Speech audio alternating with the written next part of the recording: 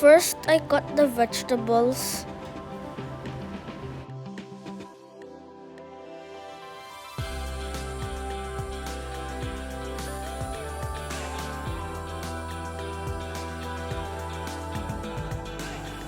After cutting the vegetables, I put the water and the bagoong in the pan and let it boil.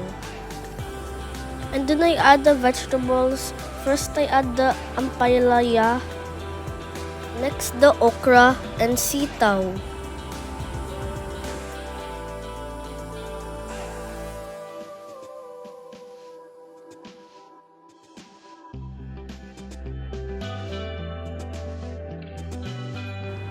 And then I put the talong.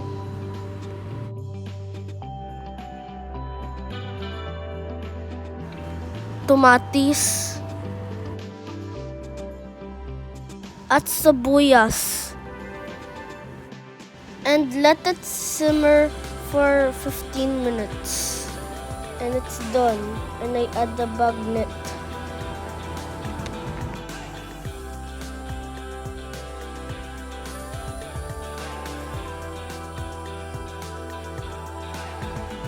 I don't like the pink because of the bagoong. I don't like bagoong.